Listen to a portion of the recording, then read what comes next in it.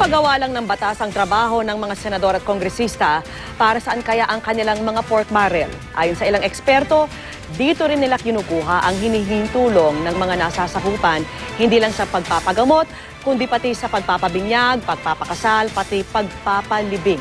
Saksi si Teresa Andrada. Ang pahayag ni Cavite Representative Lani Mercado na huwag manghihingi ng tulong ang mga tao kung tatanggalin ang PDAF o pork barrel ng mga mambabatas, patuloy pa ring nababatiko sa internet sa kabila ng paglilinaw niyang sa maling konteksto ito naintindihan ng marami. Ano't anuman, hindi maitatangging nasa kultura na ng mga Pilipino ang humingi ng tulong sa mga politiko gaya ng nasaksihan ko sa labas ng tanggapan ng ilang kongresista kanina.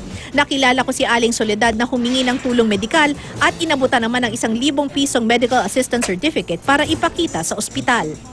Humingi po ako ng tulong dahil po asawa ipapa-ultrasound po sakit sa sa atay. Hindi po kaya namin yung hinihingi ng ospital.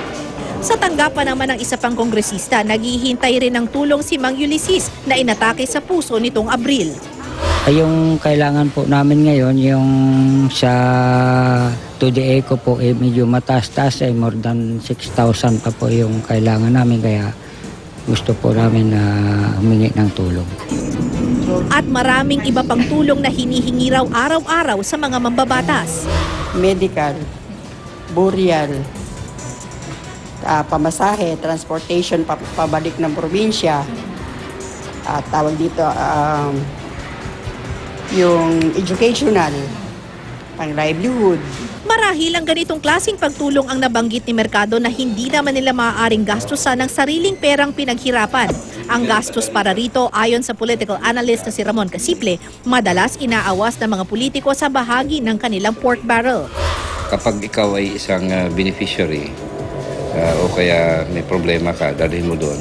At within the context ng PDAF ang iyong ibibigyan ka ng endorsement. Yan ay kahit kung tutuusin, hindi naman obligasyon sa tao ang ganitong klaseng pagtulong. Kasi ang mambabatas by the Constitution mismo, ay trabaho nila ay gumawa ng batas.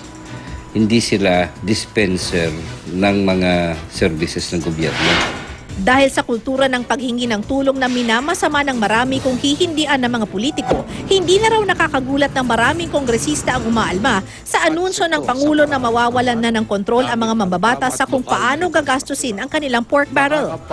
Ginagamit naman nila ito para mag-influence ng kanilang constituency, including yung mga local government. Kasi ang pork barrel, kagaya ng PDAF, is a part ng tinatawag nating political patronage system.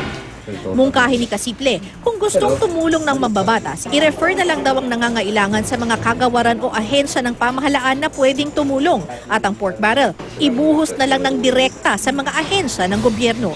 Teresa Andrada, ang inyong saksi.